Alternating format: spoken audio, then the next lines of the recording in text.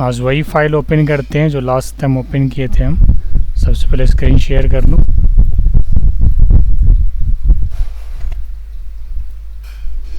और ये रहा हमारा VS कोड जहाँ पे HTML विद CSS हम काम कर रहे हैं। और ये चले जाते हैं वेब डेवलपमेंट के अंदर, file open folder, web development. ठीक है, और यहाँ पे हमने HTML के साथ CSS यूज किया था, फर्स्ट HTML CSS, यही था हमारा लास्ट फाइल। और इस फाइल के अंदर जो हमने इंटरनल CSS को यूज़ किया था उसमें हमने ID सेलेक्टर को परफॉर्म किया था। और मैं एक बार फिर से बता देना चाहूँगा कि ID सेलेक्टर जो होता है उसकी CSS की क्लासेज हैश सिंबल के थ्रू बनता है। और ये हैश सिंबल के जो क्लास के नेम हमने P1 और P2 रखा है, नाम तो कुछ भी ले सकते हैं क्योंकि ये एक आइडेंटिफायर की तरह है। यानी ये सारे प्रॉपर्टीज़ और उसकी वैल्यू हैं। कलर प्रॉपर्टी है, बैकग्राउंड कलर प्रॉपर्टी है, फ़ॉन्ट साइज प्रॉपर्टी है, फ़ॉन्ट फैमिली, फ़ॉन्ट वेट, ये सब प्रॉपर्टी हैं। P1 P2 दो आइडेंटिफायर हैं। और इसको हमने यूज़ कैसे किया था, फर्स्ट पैराग्राफ में P1 को यूज़ किया था और सेकंड पैराग्राफ में हमने P2 को यूज़ किया था। समझ रहे बात? ये हमारा फर्स्ट पैराग्राफ और ये हमारा सेकंड पैराग्राफ। ठीक,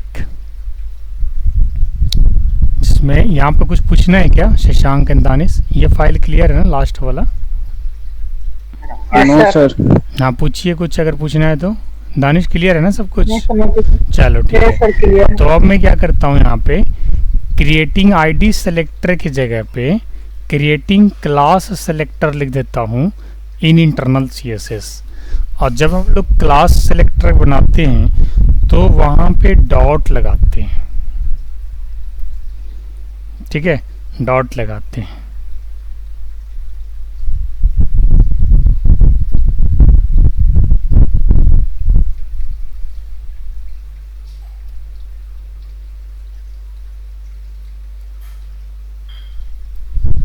ये हमने डॉट लगाया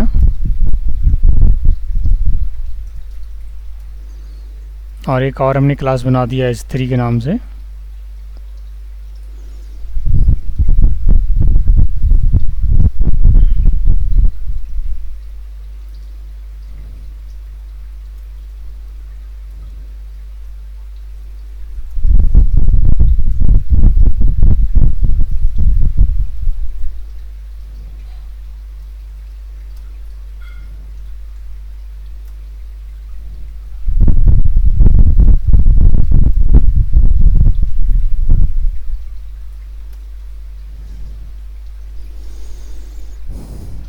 इसको कॉल करते हैं। P1 P2 और H3 तीन क्लासेज हैं। तीनों को हमने डॉट से स्टार्ट किया है। P1 स्टार्ट किया, P2 स्टार्ट किया है, H3 स्टार्ट किया। वैसे तीनों को कॉल करते हैं। तो अब यहाँ पे चेंज क्या करना है, मैं एक H3 भी ले लेता हूँ।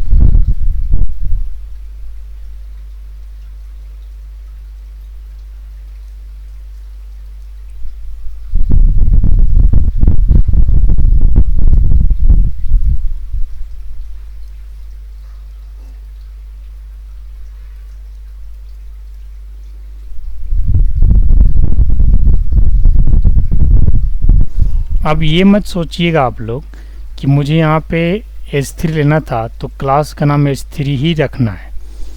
नहीं, यहाँ पे मैं H4 भी लिख सकता हूँ या माई क्लास भी लिख सकता हूँ। कोई भी मैं क्लास का नाम दे सकता हूँ।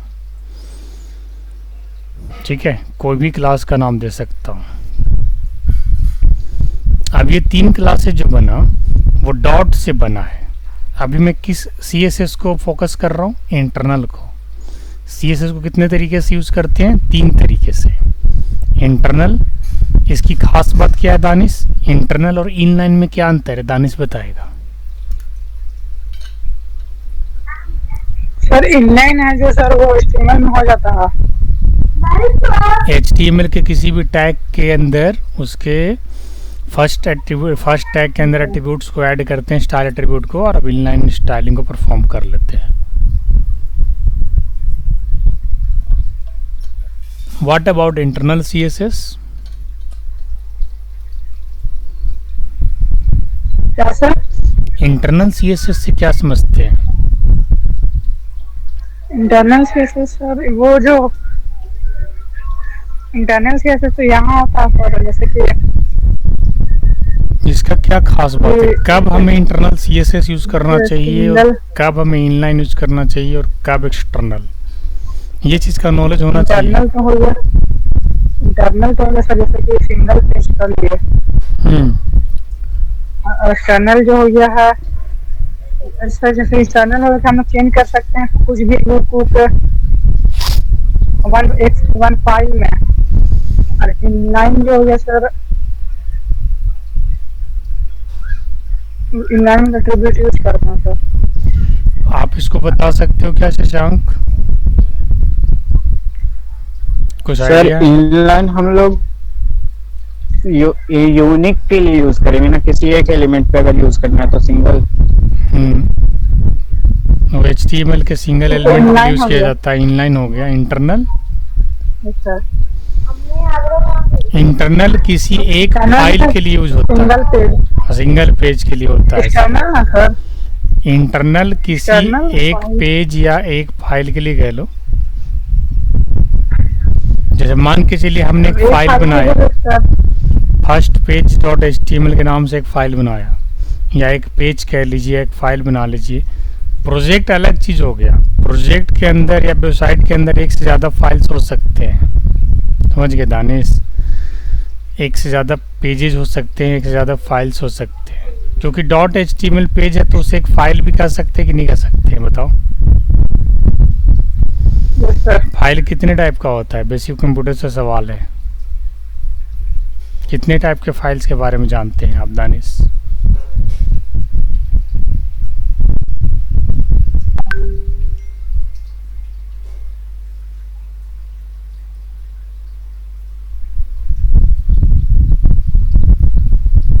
बोलिए। पता है फाइल तो सर PDF हो गया एक, PDF में आता है। अब फोटो तो में आता है, PNG हो गया, JPG हो गया था, ये GIF, ये सब सर।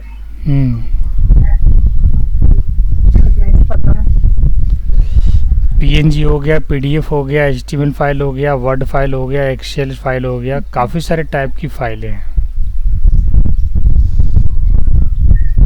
ठीक है, तो क्या हम HTML पेज को एक HTML फाइल कर सकते हैं दानिश? क्या HTML वेब पेज को एक फाइल कर सकते हैं? यस सर, कह सकते हैं। बिल्कुल। अब आप ये बताइए कि इंटरनल CSS का यहाँ पे क्या रोल है?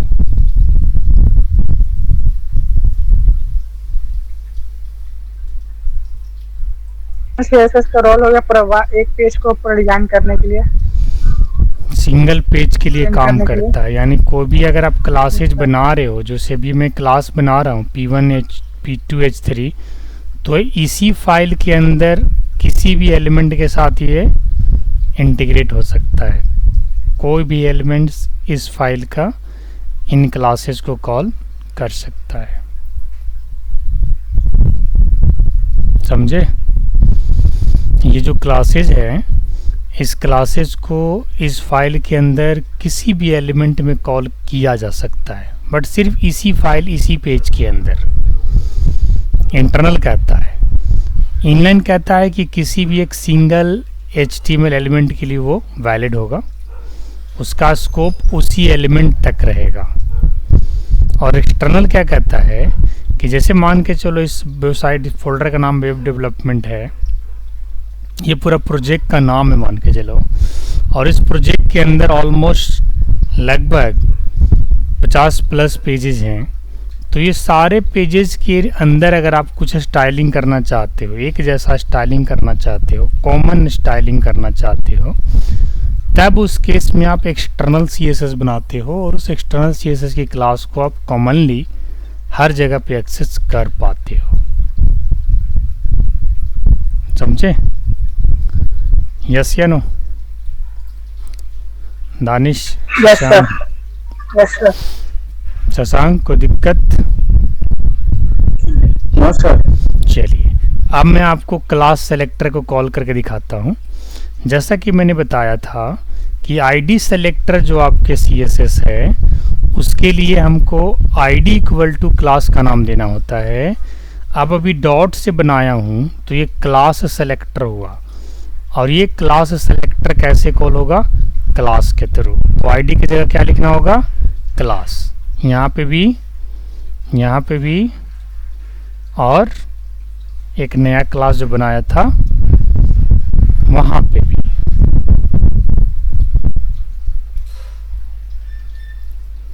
अब सेव करेंगे और सेव करने के बाद इसे हम यहाँ पे कॉल कर लेते हैं, ध्यान दीजिएगा, रन कराते हैं। तो आप देख सकते हैं यहाँ पे आपको रिजल्ट मिल रहा है। ये जो रिजल्ट मिल रहा है इसके अंदर जो हमने CSS लगाया है, किस टाइप का CSS लगाया है? इंटरनल। यानी इस फाइल के अंदर जो भी क्लासेस हमने बनाए हैं वो क्लासेस सिर्फ इसी पेज, इसी फाइल के लिए वैलिड है। उसका स्कोप जो है वो इसी फाइल तक सीमित है, इसी पेज तक सीमित है। इस पेज के बाहर अगर आप किसी दूसरे पेज में उस क्लासेस को कॉल करने की कोशिश करोगे तो वो क्लासेस वहाँ तक कॉल नहीं होगा। समझे?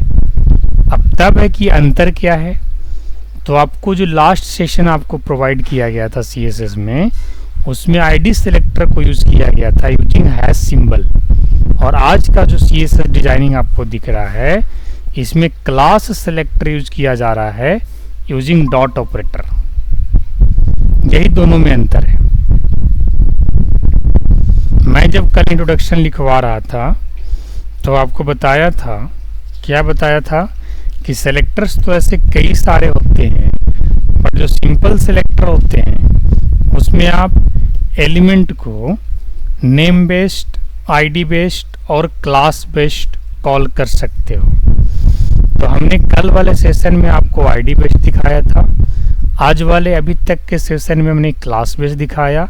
अब मैं आपको नेम बेस्ड भी दिखा रहा हूँ, और उससे पहले इस लाइन को मैं कॉपी कर ले रहा हूँ।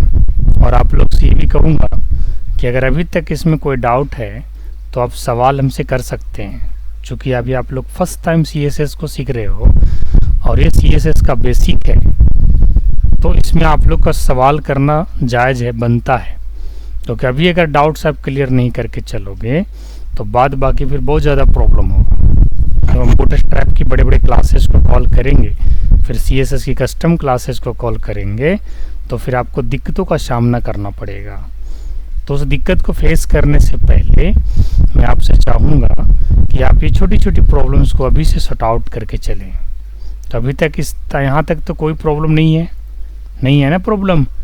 तो मैंने आपको दो तरीके से अभी इंटरनल CSS को यूज़ करके दिखाया, एक बाय यूजिंग ID और दूसरे बाय यूजिंग क्लास। अब तीसरा मैं चल रहा हूँ क्रिएटिंग नेम सेलेक्टर। नेम में क्या होता है ना कि जिस नाम के एलिमेंट के लिए आप फॉर्मेटिंग करना चाहते हो, स्टाइलिंग करना चाहते हो, वही नाम आप सिर्फ रख दो, डॉट हटा देना होगा। अब यहाँ पे होगा क्या, हमने यहाँ पे 3 नेम क्लासेज बनाया, एक P के नाम से। This will work for all paragraphs of the current page. मतलब अगर मैं अभी फर्स्ट HTML_CSS.html फाइल के अंदर काम कर रहा हूँ तो ये हमारा करंट पेज हुआ, और इस करंट पेज में अगर मैं P टैग के अंदर कुछ फॉर्मेटिंग कर रहा हूँ, कुछ मैंने CSS की प्रॉपर्टी असाइन कर रखा है, तो इसका मतलब ये हुआ कि इस पेज के अंदर चाहे अभी तो हमारे पास 2 ही पैराग्राफ है, अगर 2 से अधिक भी होते, 3, 4, 5, 10 भी होते, तो भी सारे के सारे पैराग्राफ की colour font colour, background colour, font family, font weight, सबका जो है इस हिसाब से डिसाइड किया जाएगा। अब मैं आपको एक चीज़ और दिखाना चाहूँगा। मैं यहाँ पे बॉडी का जो कलर है उसको एक्वा रखा हूँ, लेकिन आप ध्यान दोगे कि इस बार ना मैंने डॉट लगाया और ना ही मैंने हैश लगाया है। समझे बात? ना ही मैंने डॉट लगाया है और ना ही हमने हैश लगाया है। तो ऐसे CSS सेलेक्टर को कॉल करने के लिए जस्ट उसका नाम ही काफ़ी है। हमें HTML एलिमेंट्स के अंदर किसी भी टाइप के एट्रीब्यूट को डिफाइन करने की और कॉल करने की ज़रूरत इसके लिए नहीं पड़ेगा, ये खुद ही अपने हिसाब से कॉल हो जाएगा। कहने का मतलब ये है कि अगर आपने P नाम से कोई ये CSS का क्लास बनाया है तो इस पेज के अंदर जितने भी P होंगे, यानी पैराग्राफ, P से पैराग्राफ ही तो होता है, तो सारे के सारे पैराग्राफ की जो कलर और बैकग्राउंड कलर की प्रॉपर्टी जो हमने सेट कर रखा है, वो सारी प्रॉपर्टीज़ और बैकग्राउंड प्रॉपर्टी जो भी हमने सेट कर रखा है, उस हिसाब से स्टाइलिंग जितनी भी पैराग्राफ से आपके पेजेस के अंदर, वो सब की एक जैसा हो जाएगा।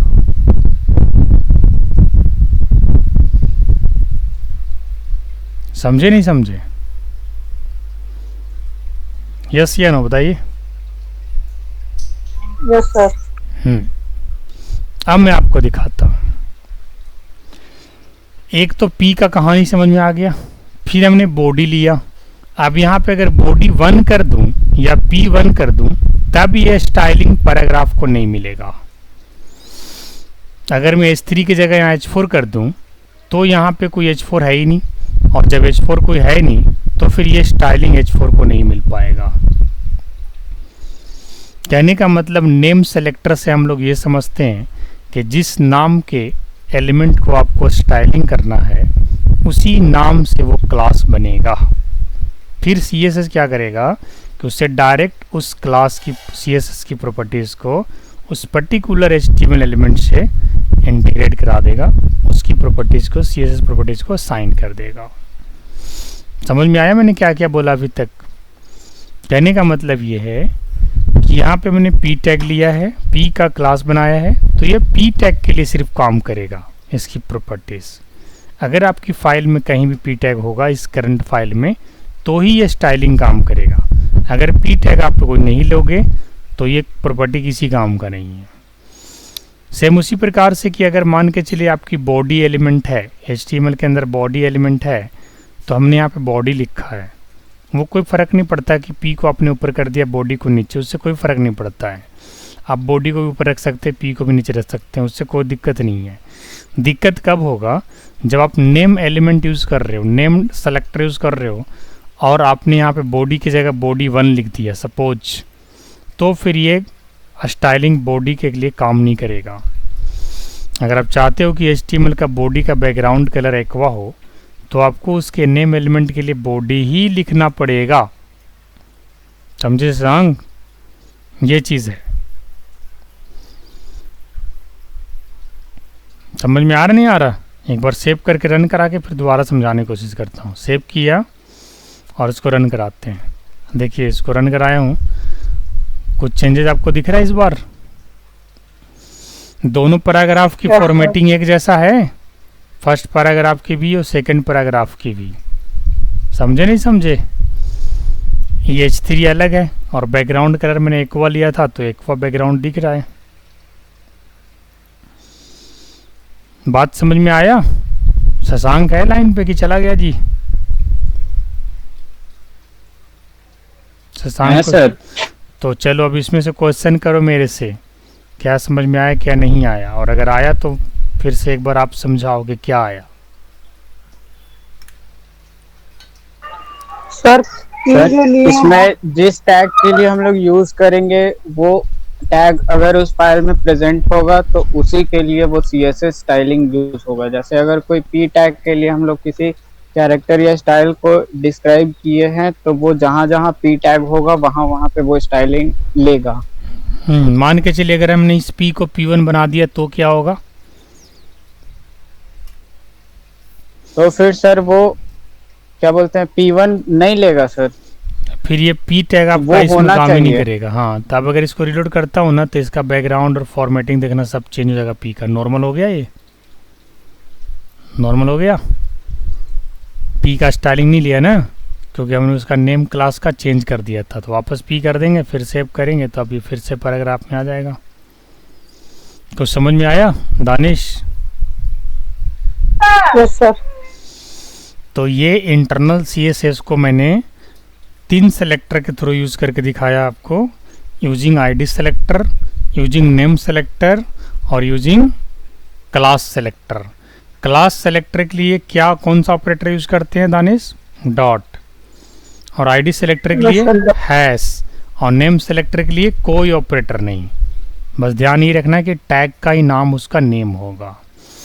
तो ये हो गया आपका इंटरनल CSS विद एग्जाम्पल। अब मैं आपको इनलाइन अगर बताऊं तो इनलाइन देखो कैसे होता है। इसको जरा पेस्ट कर ले।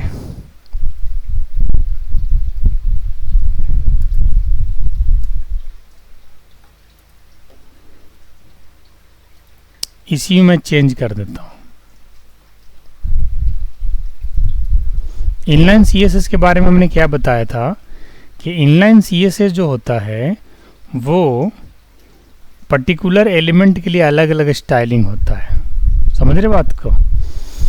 अब पर्टिकुलर एलिमेंट मतलब व्हाट? जैसे H1 फर्स्ट पैराग्राफ है तो इसकी मैं अलग अलाइनमेंट कर, अलग स्टाइलिंग कर देता हूँ। बॉडी की अलग कर देता हूँ। बॉडी मुझे चाहिए इसका बैकग्राउंड कलर एक्वा, तो मुझे यहाँ पे ऐसे लिखना पड़ेगा। मुझे H1 का चाहिए रेड में, तो मुझे ऐसे लिखना पड़ेगा। P1 चाहिए मुझे येलो में, तो मुझे ऐसे लिखना पड़ेगा।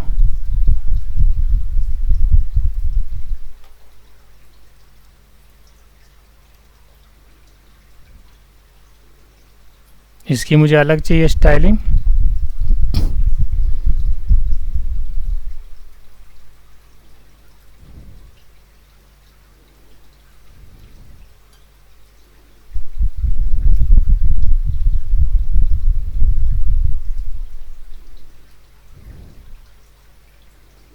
ठीक है।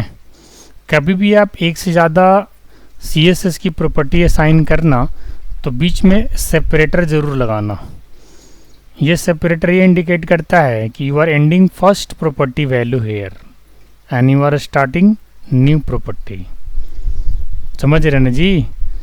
कोई भी अलग अलग है ना। अब S3 के मैं यहाँ पे कलर कर रहा हूँ।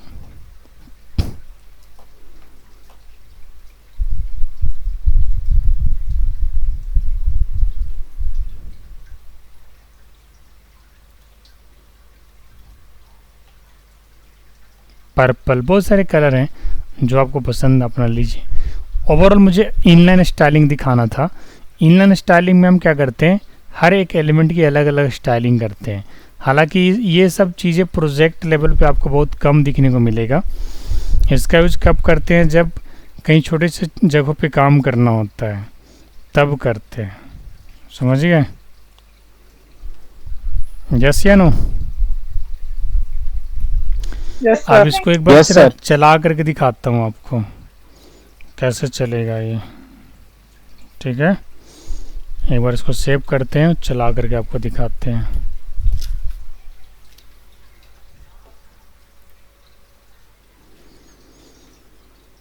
यहाँ पे मैंने क्या किया, इसको रिलोड किया। अब आप देख सकते हैं हमने इसमें फ़ॉन्ट साइज़ नहीं डाला था, तो इस वजह से ये छोटा फ़ॉन्ट में आया है। ठीक है, तो ये हो गया आपका इनलाइन स्टाइल। इसमें हमने बॉडी का बैकग्राउंड कलर एक्वा रखा था, H1 में हमने रेड रखा था, और फर्स्ट पैराग्राफ का बैकग्राउंड कलर हमने रखा था येलो, और फोरग्राउंड यानी कलर रखा था ब्लू। सेकंड पैराग्राफ का हमने रखा था पिंक बैकग्राउंड, और जो कलर था वो ब्लू था, और थर्ड H3 जो था उसका हमने रखा था कलर, जो रखा था पिंक रखा था। तो कहने का मतलब ये है कि इनलाइन स्टाइलिंग जब आपको करना हो तो इनलाइन स्टाइलिंग आप कुछ इस प्रकार से करते हैं। इंटरनल आपने देख लिया, इनलाइन आपने देख लिया। अब मैं आपको दिखाता हूँ आगे external styling. But external styling के लिए क्या करना पड़ता है, अलग से एक फाइल ऐड करना पड़ता है, समझे? अलग से एक फाइल मतलब CSS की फाइल। CSS की फाइल जिस प्रकार से HTML की फाइल हम लोग .html बना के करते हैं, सेम उसी प्रकार से CSS की फाइल भी हम लोग .css एक्सटेंशन से उसे बनाएंगे। समझ रहे बात को? यस। तो चलिए आपको दिखाते हैं कि किस तरीके से एक्सटर्नल CSS को कॉल किया जाता है। हालांकि एक्सटर्नल CSS जब मैं आपको बता रहा था तो मैंने आपको ये बताया था कि जब भी आप एक्सटर्नल CSS यूज़ करोगे तो उसके लिए आपको लिंक टैग को कॉल करना पड़ेगा, ठीक है, लिंक एलिमेंट को। लिंक एलिमेंट के अंदर आपको क्या करना होता है, उसकी रेफरेंस पास करना होता है, ठीक है। तो चलिए मैं आपको एक्सटर्नल CSS अब दिखाता हूँ। ये फाइल एक बार मैं अपने उसमें रख देता हूँ आपके लिए।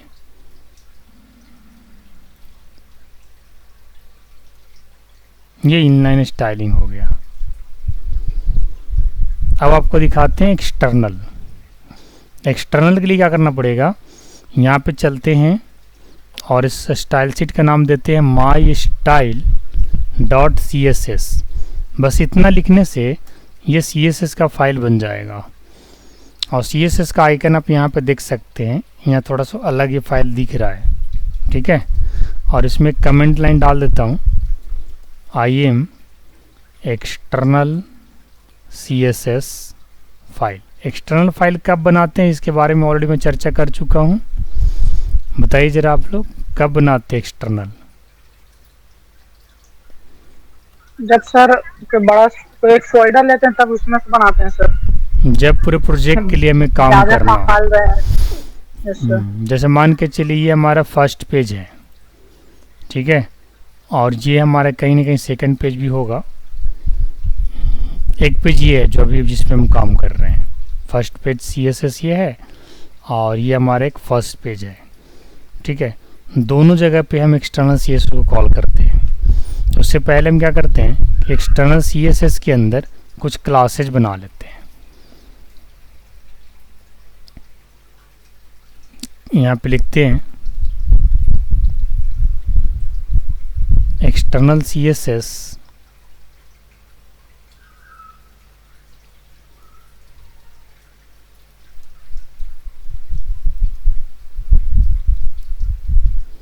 विद क्लास सेलेक्टर, ठीक है, external CSS with class selector. अब यहाँ पे क्या करेंगे कि सबसे पहले डॉट ऑपरेटर से हमें क्लास बनाना पड़ेगा। हमने यहाँ पे डॉट ऑपरेटर बनाया और इस डॉट ऑपरेटर के अंदर हमने क्या लिखा, P1, ठीक है। और इस P1 के अंदर हमने क्या किया, कुछ स्टाइलिंग हमने पास करा दिया। जैसे मान के चलिए, ये वार्निंग क्यों दे रहा है? अच्छा, बोल रहा है कॉल आपने अप्लाई नहीं की। कुछ बोलना चाहते हैं क्या? नहीं सर।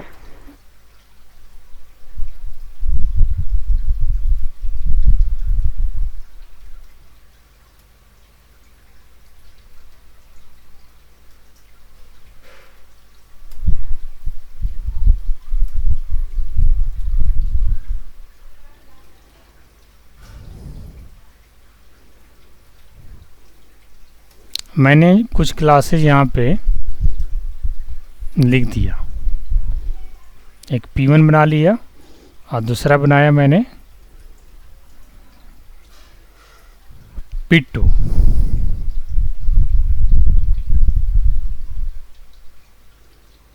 ये भी हमारा क्लास सेलेक्टर है।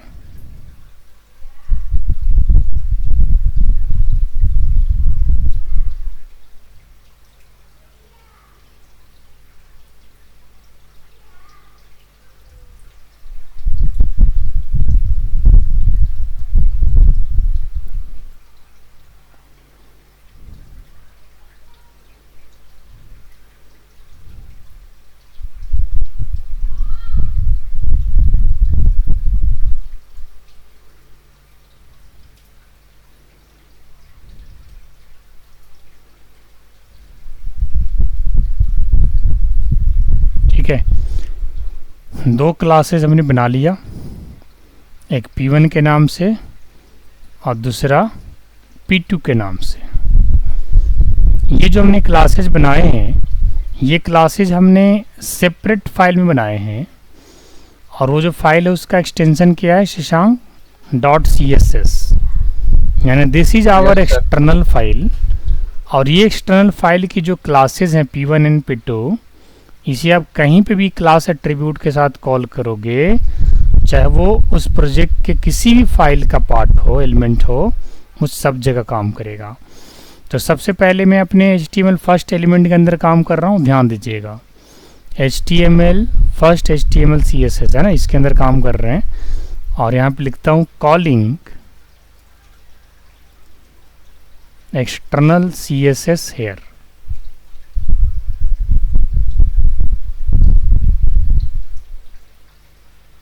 ठीक है, अब मुझे क्या करना है, बस ये इसकी स्टाइलिंग यहाँ से हटा देता हूँ।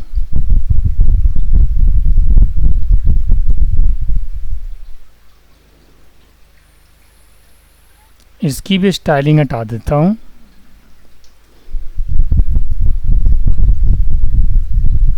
इसकी रन देता हूँ, इंटरनल CSS लगाओ, कोई दिक्कत नहीं है। मुझे एक्सटर्नल क्लास को कॉल करना होगा, तो हेड के अंदर हमें एक लिंक एलिमेंट को कॉल करना होगा। src इज इक्वल टू, यहाँ पे माई स्टाइल .css लिखना होगा, और रेल इक्वल टू CSS और टेक्स्ट, या टेक्स्ट और CSS।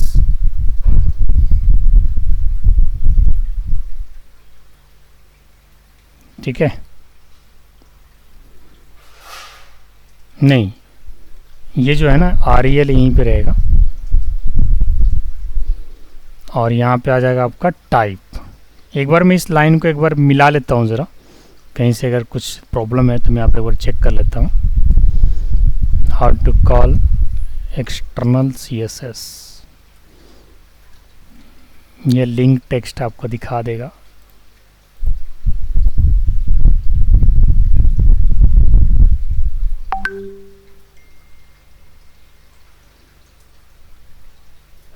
यही है link REL equal to file का नाम। अच्छा, HREF में फाइल का नाम है। इस लाइन को कॉपी कर लेते हैं और यहाँ पे पेस्ट कर देते हैं, और HREF में क्या है, हमारा फाइल का नाम है mystyle.css, REL में स्टाइल सेट। चलिए ठीक है, सेव कर दिया। REL रिलेशन को बताता है, और HREF जैसा कि हम लोग हाइपरलिंक करते थे तो वहाँ पे भी कौन सा एट्रीब्यूट यूज करते थे, HREF।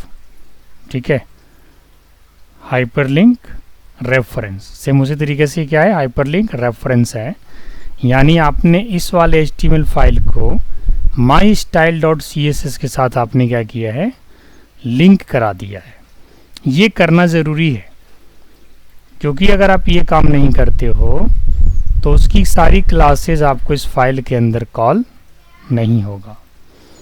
अब मैं सेम लिंक को क्या करता हूँ, किसी दूसरे फाइल के अंदर रख देता हूँ, फर्स्ट पेज के अंदर सेम लिंक को उठा करके बस खाली लिंक कॉपी कर देना है। अब यहाँ पे भी दो को पैराग्राफ ले लेता हूँ। I am first paragraph, P को बंद कर दिया, एक बार फिर से P स्टार्ट करते हैं और यहाँ पे लिखते हैं I am second paragraph, P बंद कर दिया। अब करना क्या है, class equal to P1 and class equal to P2। Save करेंगे, यहाँ पे भी क्लास पास कर देते हैं, क्योंकि हमने किस टाइप का सिलेक्टर बनाया है, क्लास सेलेक्टर। और क्लास सेलेक्टर जब बनाए हैं तो कौन सा ऑपरेटर से बनाए हैं, डॉट ऑपरेटर से। समझ रहे बात को, नहीं समझ रहे शशांक? चलिए दो फाइल की जगह हमने एक्सटर्नल CSS को कॉल किया है, दो फाइल के अंदर, एक तो फर्स्ट पेज .html के अंदर और दूसरा फर्स्ट पेज HTML_CSS के अंदर। ठीक है, अब मैं इसको कॉल करके दिखाता हूँ आपको।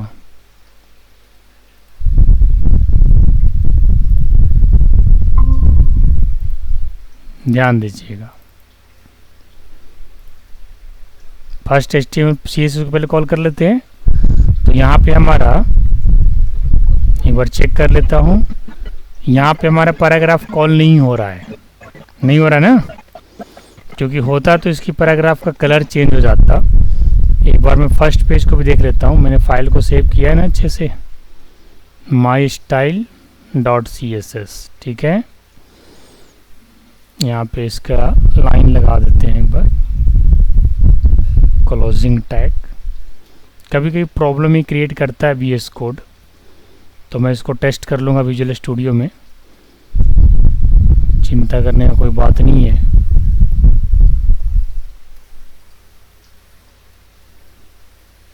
एक बार मैं फर्स्ट पेज को भी रिलोड करके देख लेता हूँ। फर्स्ट पेज में तो काम कर गया, सेकेंड पेज में भी अब काम करेगा। यस, दिक्कत कहाँ से था? तो दिक्कत था कि हमने क्लोजिंग टैग का जो फॉरवर्ड स्लैश है उसे यूज नहीं किया था, या फिर फाइल प्रॉपर तरीके से सेव नहीं हुआ होगा। तो आपने यहाँ पे क्या देखा कि मैंने एक्सटर्नल CSS फाइल के अंदर कुछ क्लासेस बनाए। अभी 2 क्लासेज है, जब आप प्रोजेक्ट पे काम करोगे तो 2000 ऐसी क्लासेस आपको मिलेगा।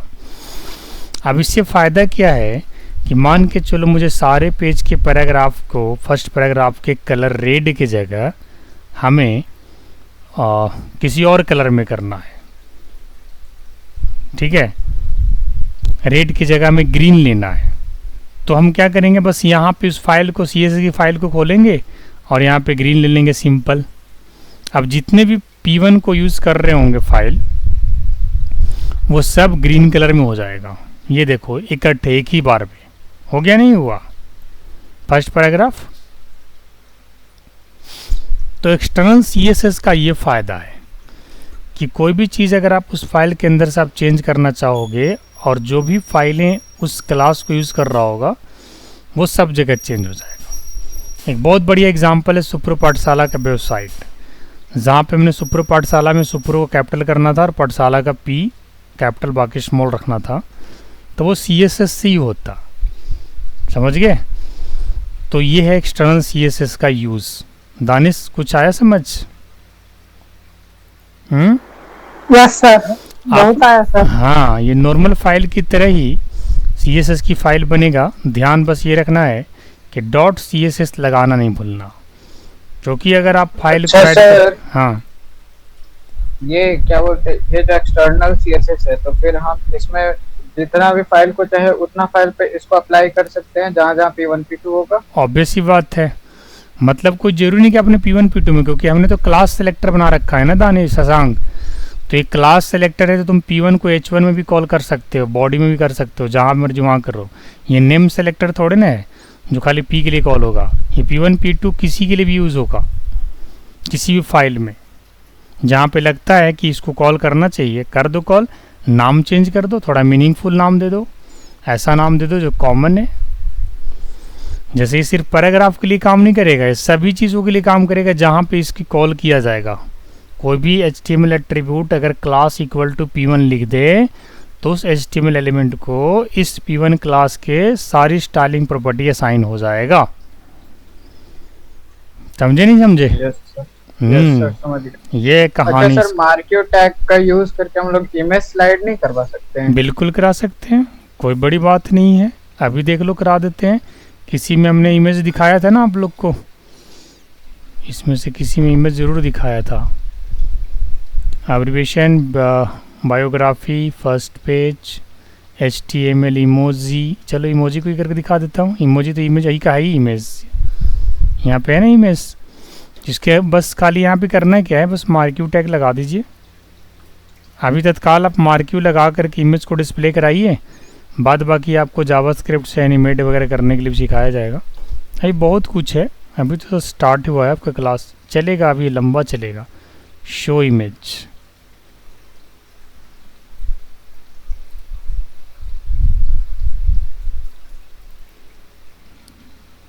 हालांकि इमेज अभी डिस्प्ले नहीं हो रहा, हो सकता है लोकेशन हमने इमेज का चेंज कर दिया, बट इमेज रोटेट हो रहा है। अगर इमेज रहता है इस पे तो इमेज आपको दिखता नहीं दिखता।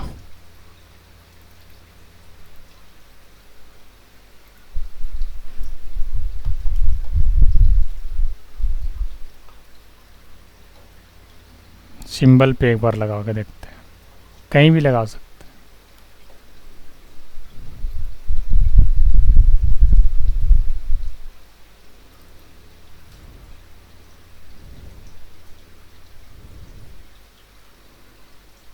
यस, यहाँ पे लगाया था मैंने। इसको चारों डायरेक्शन में आप मूव करा सकते हैं, left right top bottom. Clear है शशांक? बहुत अच्छी चीज़ है, बहुत कुछ सीखने को मिलने वाला है आप लोग को। आप लोग भी पढ़ने वाले स्टूडेंट हो तो ऑब्वियस बात है कि बहुत कुछ सीखने को मिलेगा आप लोग को। आप लोगों से रेगुलर लगे रहिए, प्रैक्टिस करते रहिए, कुछ कुछ इम्प्लीमेंट करते रहिए इससे रिलेटेड। तो आज हमने CSS के तीनों फॉर्मेट को यूज़ करके बताया। बाद बाकी और भी आगे चीज़ें हम बताएंगे आपको CSS के अंदर, और भी अलग अलग क्लासेज और कुछ कुछ फॉर्म्स वगैरह बना करके भी CSS को, रजिस्ट्रेशन फॉर्म, लॉगिन फॉर्म कैसे बनता है, और CSS कुछ और प्रॉपर्टीज़ के बारे में हम चर्चा करेंगे। But step by step CSS से बैकग्राउंड इमेज कैसे सेट करते हैं, बॉर्डर कितने टाइप के होते हैं, डॉटेड बॉर्डर, डैश बॉर्डर, है ना, काफ़ी सारी चीज़ें हैं CSS के अंदर। CSS की जो कलर में भी डाल रहे हैं पे ग्रीन, आप हेक्स वैल्यू के थ्रू भी आप उसकी कलर डाल सकते हो। हर कलर का एक्स्ट्रा वैल्यू होता है, आपको पता होना चाहिए, गूगल से आप सर्च कर सकते हैं। CSS में मार्जिन ये सब कैसे सेट करते हैं तो वो सब बताया जाएगा। अभी आपको बेसिक बताया हूँ कि बेसिकली CSS को कितने तरीके से यूज़ किया जाता है। बाद बाकी इंसान उतना यूज़ कर पाता है जितना उसको ज़रूरत है। ठीक है, तो नेक्स्ट पेज में, नेक्स्ट क्लास में कोशिश करेंगे कि छोटा सा फॉर्म बना करके दिखाएं यूजिंग CSS। ठीक है, उसमें मार्जिन्स वगैरह भी सेट करेंगे। चलिए फिर आज के लिए इतना ही, आप लोग प्रैक्टिस करिएगा। इसको मैं रख देता हूँ नोट्स में, इसकी कल प्रैक्टिस करनी है। आप जो आप लोग पेजेस बना रहे हैं उसमें एक्सटर्नल CSS, इंटरनल CSS सब लगाना।